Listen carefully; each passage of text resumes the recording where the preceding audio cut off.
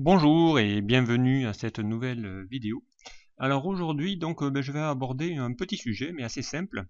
En gros ici je vais vous apprendre comment ventiler des données dans un tableau en utilisant donc deux fonctions, la fonction ci et la fonction droite, bon en fonction de votre référence produit ou des données que vous avez à ventiler. Donc bien vous choisirez soit la fonction gauche ou droite. Là j'ai pris l'exemple de partir sur la fonction droite. Donc ici je voudrais ici compléter un tableau en lui affichant ici les prix en fonction ici de mon prix unitaire et en même temps ici en fonction de la référence produit. Donc ça peut être intéressant, hein. Vous pouvez avoir ici une grille tarifaire, donc ici eh bien pourquoi pas y appliquer ici les tarifs en fonction ici de mon tableau. Donc comment réaliser ça? Donc bien on va devoir poser des conditions, donc on va utiliser la fonction ci.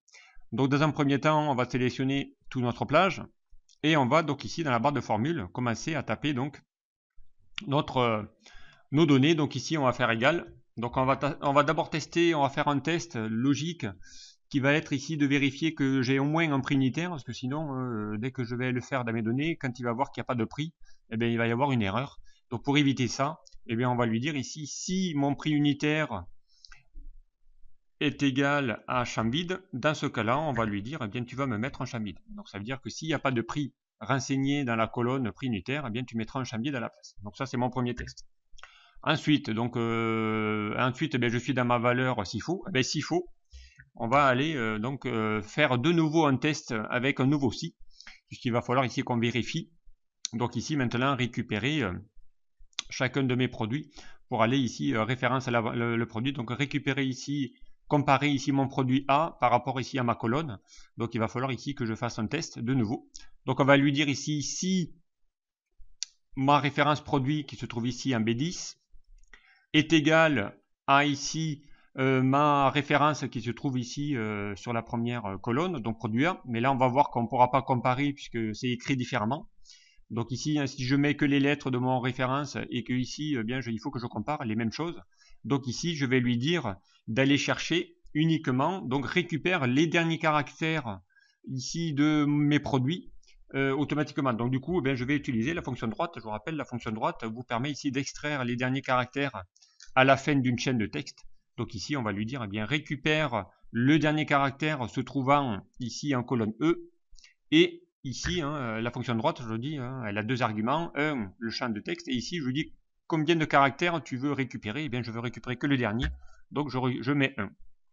Donc ici, maintenant, j'ai récupéré donc ma lettre correspondant ici à mon champ.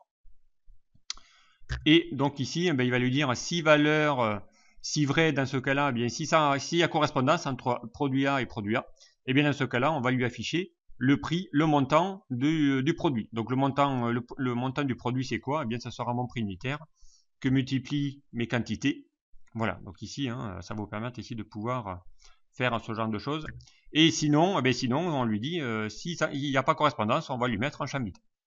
Je ferme la parenthèse de mon premier si et je ferme une deuxième qui est la parenthèse de mon deuxième si. Voilà. Ensuite, donc, avant de valider votre formule, donc il va falloir lui dire, ben, attention, parce que là, du coup, j'ai déjà sélectionné ma matrice, donc il va falloir ici. Je suis actuellement tout en référence relative, eh bien il va falloir que je fasse des références mixtes. Donc là aussi, c'est un petit moyen de vous apprendre comment fonctionnent les références mixtes. Donc ici, pour le premier, donc je vais me mettre en C10. Donc C10, je vous rappelle, c'est le prix unitaire, donc il va falloir à un moment donné que la formule glisse vers le bas pour le faire dans sur toutes les lignes. Donc il n'a pas besoin d'aller se décaler puisque mes prix se trouvent en colonne C. Donc ici, je vais me mettre une référence mixte, donc en tapant plusieurs fois F4, qui va vous permettre ici d'aller soit bloquer la colonne, donc un seul dollar, bloquer la colonne C pour qu'il évite d'aller sur la colonne D. Par contre, il faut qu'il le fasse sur toutes les autres lignes, donc je débloque mes lignes. Pareil pour la colonne B, la B10, donc là pareil, donc B10 c'est quoi? C'est ma référence produit, donc là il faut qu'il le fasse vers le bas. Donc là aussi je vais faire F4 plusieurs fois jusqu'à trouver la combinaison mixte qui permet ici de bloquer ma colonne B et débloquer les lignes. Pour ma cellule 8, donc ici c'est mon produit 1, donc lui par contre il faut qu'il reste sur ma ligne 8, mais par contre il faut qu'il aille voir également mes autres colonnes. Du coup, eh bien ici je vais lui faire F4 jusqu'à lui dire d'aller débloquer mes colonnes par contre. Débloquer voilà, mes colonnes pour qu'ils puissent aller voir la colonne E, F et ainsi de suite. Et par contre, tu dois rester sur la ligne 8 parce que mes produits sont sur la ligne 8. Ensuite, ma plage ici, c'est 10 D10. Donc ici, ce sont la multiplication de mon prix unitaire. Eux, ils doivent descendre. Donc je dois bloquer, encore une fois, je vais faire F4, bloquer la colonne et débloquer les lignes. Pareil pour lui. Bloquer la colonne et débloquer les lignes. Et à partir de là, donc bien maintenant, j'ai mis mes références mixtes. J'ai plus qu'à valider ma fonction en faisant CTRL et la touche Entrée. Donc là, automatiquement, il va vous faire ici, là, il va vous compléter votre matrice. Donc ici, il vous met des erreurs parce qu'il n'y en a pas. Hop, on va ici ignorer les erreurs. Voilà. Donc ici, il va vous mettre bien la référence. Voilà, hein, si j'avais ici mis, par exemple ici le produit, on va les mettre après derrière. Donc ici, on peut changer les prix quand on le veut et ça va automatiquement compléter. Hein. Ici, si je mets 30, vous allez voir, donc automatiquement, ça va ici récupérer les infos. Voilà, donc ici, je peux mettre 15. Voilà, ça va automatiquement récupérer les infos. Ensuite, bien là, dès que je vais saisir un prix unitaire, voilà, donc ici, il met pour l'instant rien, mais si je mets ici, voilà, 14 en quantité, donc là, bien, il va aller récupérer ici mes produits. Donc ici, il y a 2 fois le produit D, il va le mettre ici sur le produit, sur les 2 produits. Voilà, si je mets ici mon produit ABCDEF, voilà, G, voilà, si, là du coup il va disparaître et ainsi de suite. Voilà, donc ici je peux maintenant aller donner ici des infos. Hein. Si ici je mets encore ici un montant, donc je vais compléter mon tableau.